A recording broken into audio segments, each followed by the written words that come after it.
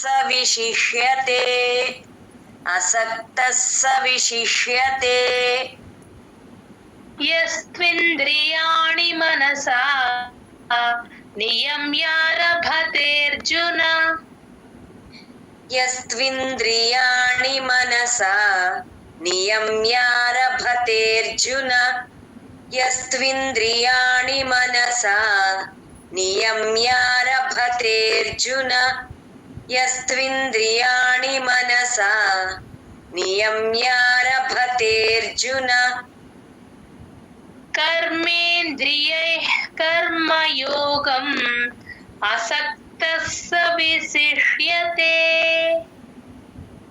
कर्मेन्द्रियैः कर्मयोगम् असक्तः स विशिष्यते कर्मेन्द्रियैः कर्मयोगम् असक्तः स विशिष्यते कर्मेन्द्रियैः कर्मयोगम् असक्तः स विशिष्यते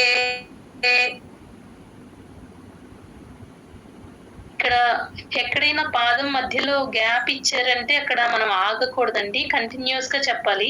ఒక్క అచ్చులు వచ్చినప్పుడే ఆగుతాం అనమాట. అదొకటి అబ్జర్వ్ చేసుకోండి అందరు. యస్త్వింద్రియాణి మనసా నియమ్యారభతేర్జున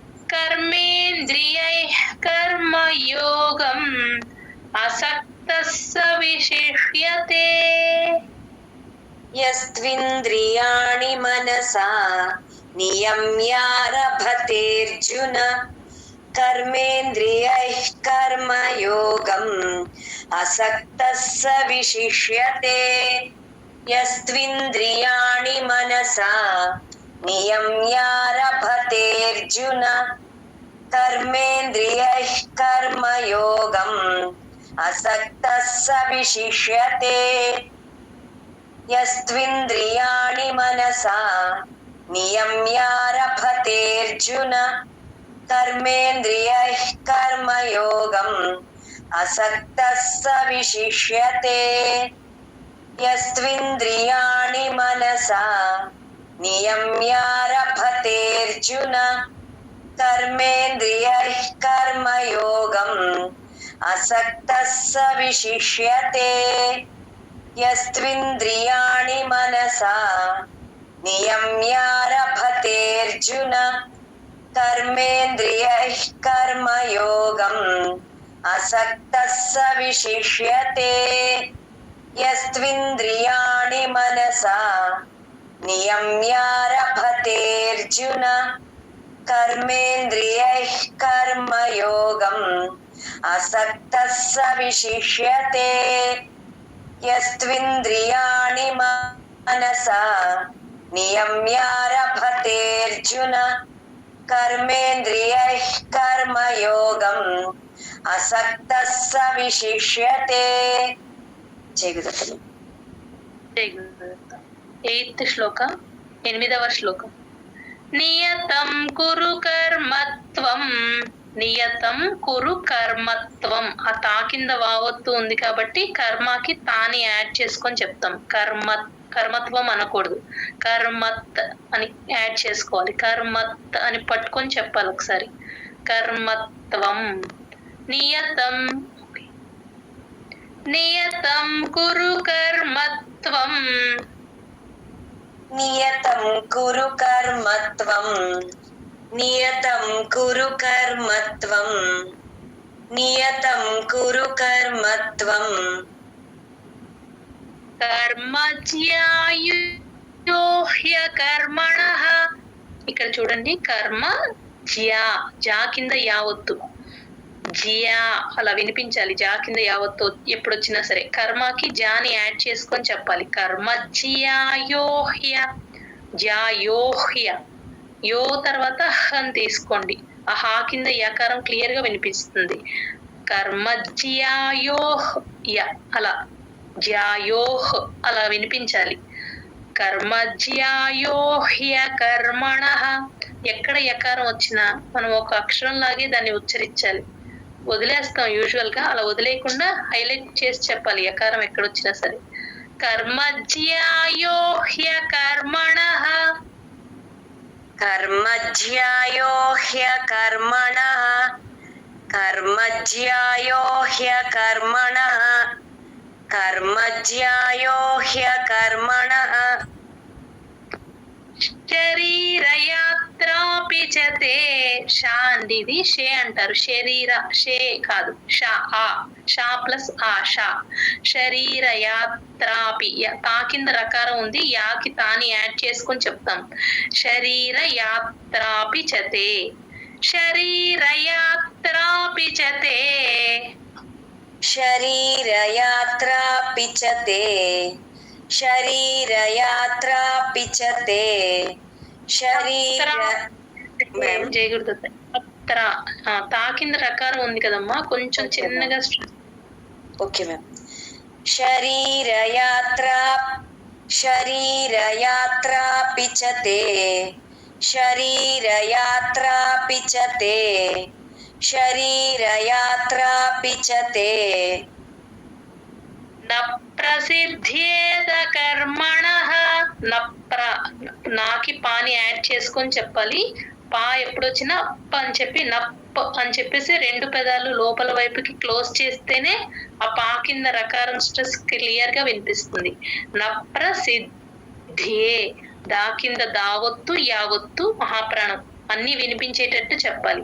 సికి ధాని యాడ్ చేసుకొని నప్రసిద్ధేద కర్మణః. సిద్ధియే తర్వాత ఉన్న దాకి మహాప్రాణం లేదు, గమనించండి.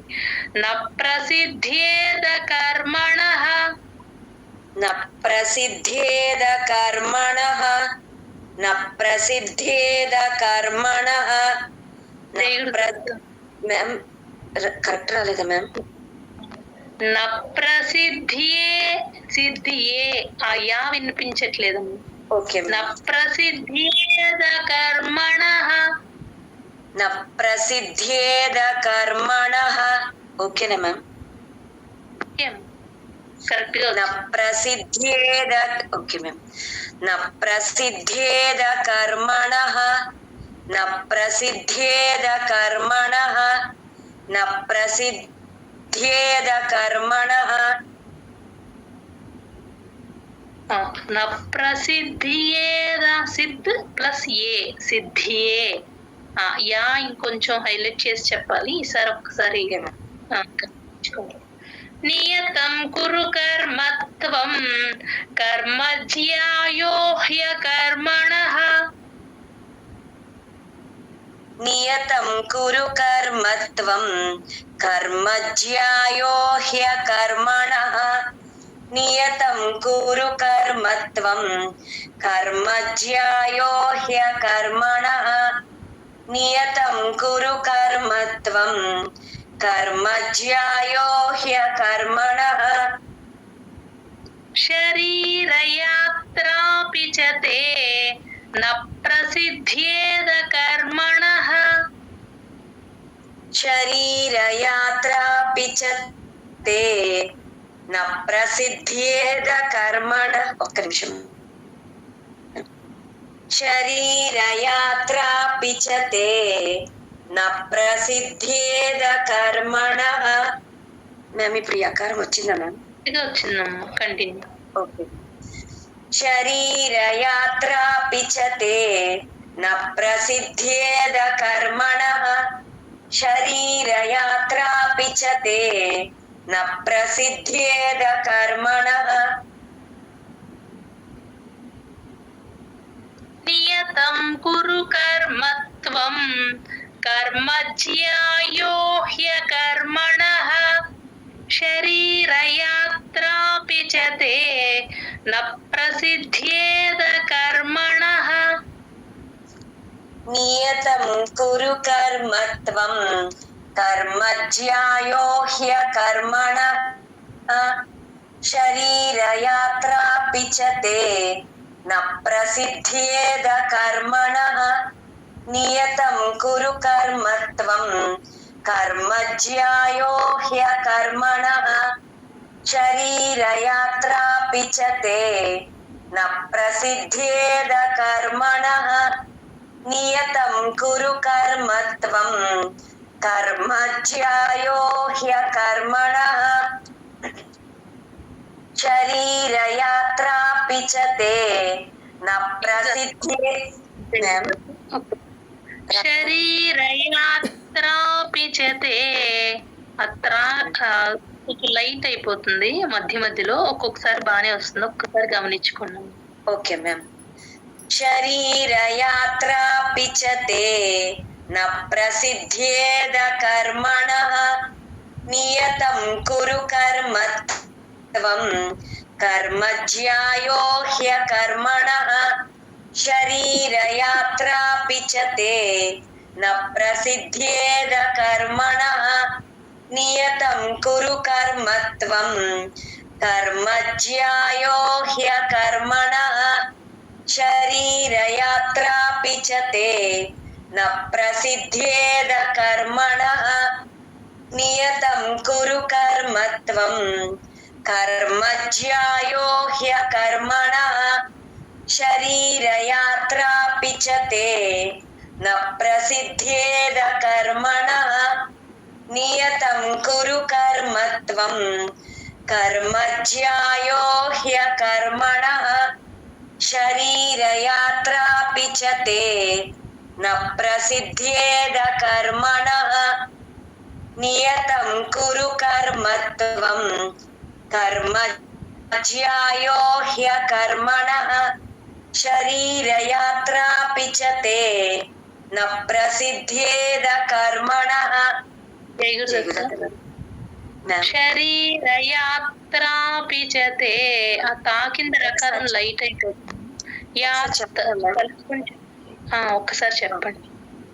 నియతం కురు కర్మ త్వం కర్మజ్యాయో హ్యకర్మణః శరీరయాత్రాపి చ తే న ప్రసిద్ధేద కర్మణః. ఇప్పుడు ఓకేనా మ్యామ్? ఓకే అమ్మ. జై గురుదత్త. జై గురుదత్త మ్యామ్.